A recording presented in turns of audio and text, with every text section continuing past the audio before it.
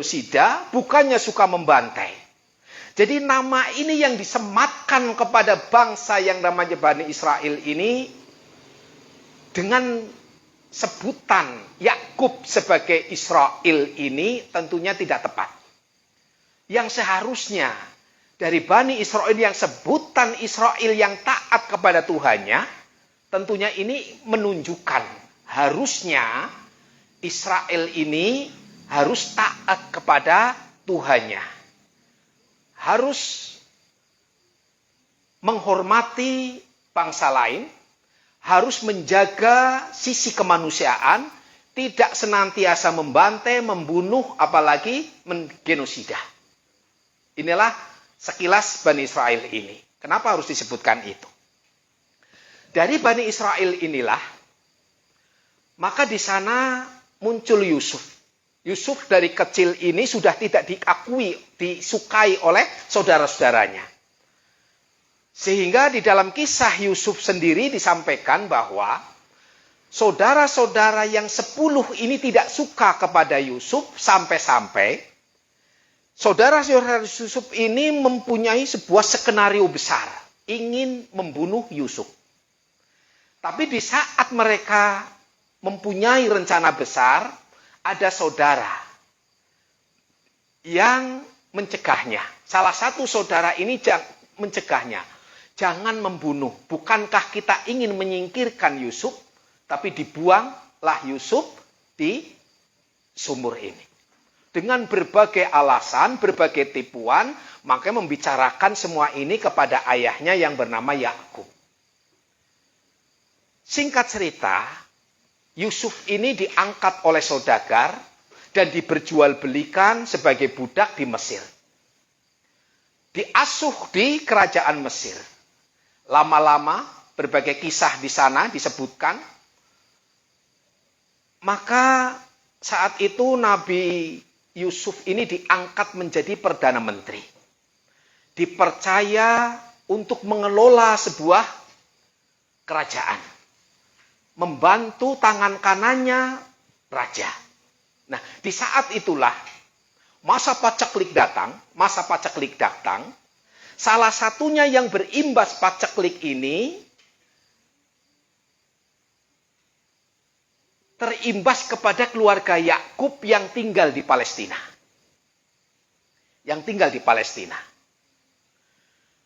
Sedikit kembali ke Palestina ini.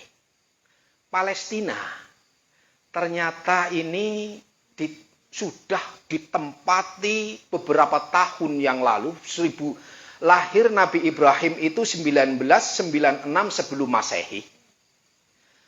Dari keturunan-keturunan Nabi Ibrahim ini muncul adanya Nabi Nuh.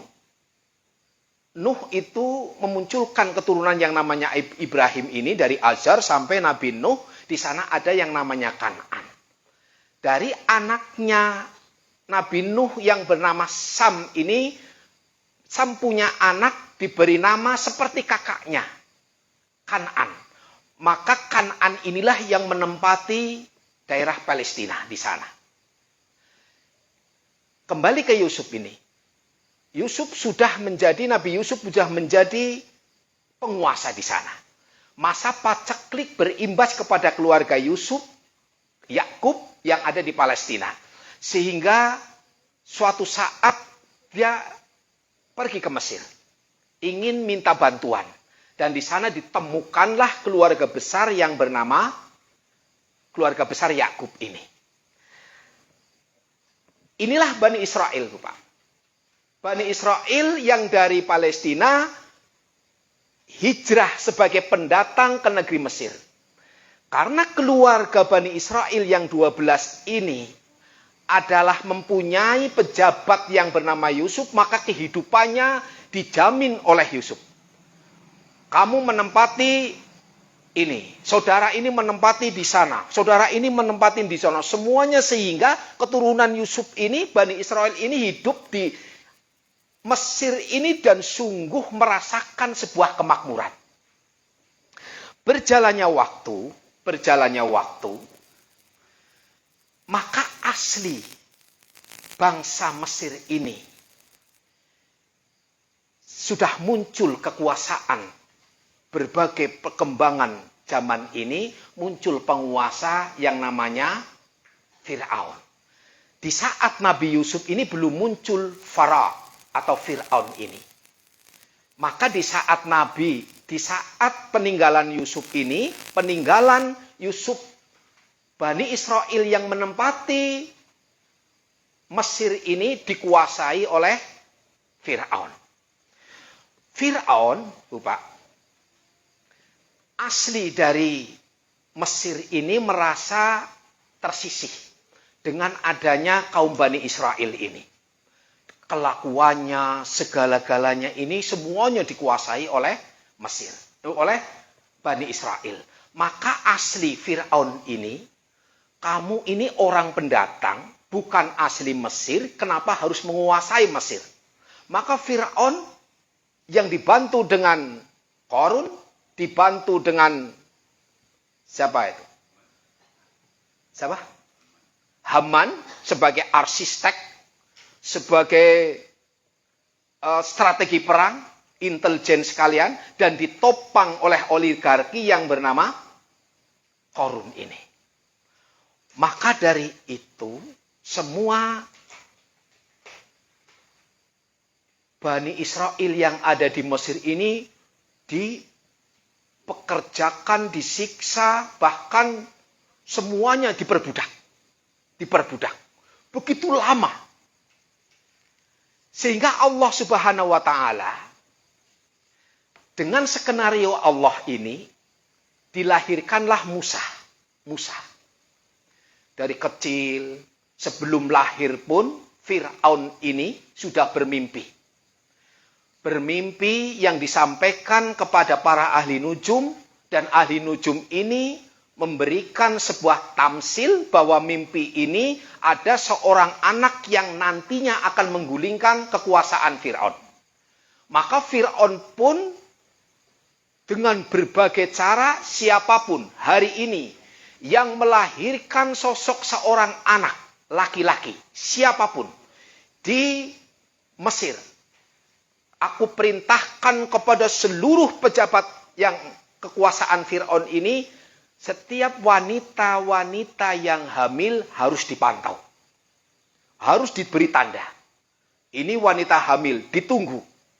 Kapan ia lahir? Di saat baru 2 bulan ketahuan hamil, maka dipantau terus. Dan di saat mau dilahirkan pun ditunggu oleh para algojo. Dan di saat ia lahir, bukan hanya menggambarkan, bukan hanya disembelih, tapi ia diletakkan di tanah, diinjek, lalu istilah dikorok, bukan hanya cuma sekali. Ini kekejaman Fir'aun di saat Bani Israel tinggal di Mesir ini. Maka dari perjalanan ini Nabi Musa diutus oleh Allah Subhanahu wa Ta'ala mengajak Fir'aun untuk kembali kepada tauhid dan sekaligus menyelamatkan Bani Israel yang sedang diperbudak. Maka berbagai diplomasi, berbagai mukjizat Allah berikan kepada Musa untuk menunjukkan kenabian kepada Raja Fir'aun ini. Namun Fir'aun semuanya tidak mau dipercaya, tidak mempercayai kenabian Musa.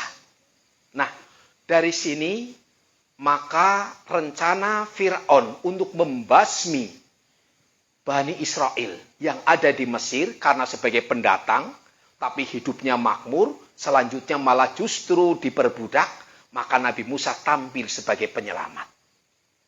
Maka dikejarlah Nabi Musa di saat Bani Israel ini merasakan pembantaian, merasakan perbudakan. Semuanya dirasakan oleh Bani Israel, lalu diselamatkanlah Nabi Musa ini di saat akan dibantai, digenosida oleh Fir'aun, maka ditolong oleh Nabi Musa, selanjutnya menyeberangi sungai Laut Merah itu. Qadarullah, Allah memberikan azab kepada Fir'aun. Maka selamatlah Bani Israel ini. Di saat selamat ini, Nabi Musa ini kembali yang dijanjikan untuk kembali ke Palestina. Itulah tempatmu dulu. Waktu Yakub tinggal, waktu Nabi Yusuf tinggal, itulah tempatmu dulu. Yang di sana ada ketenangan.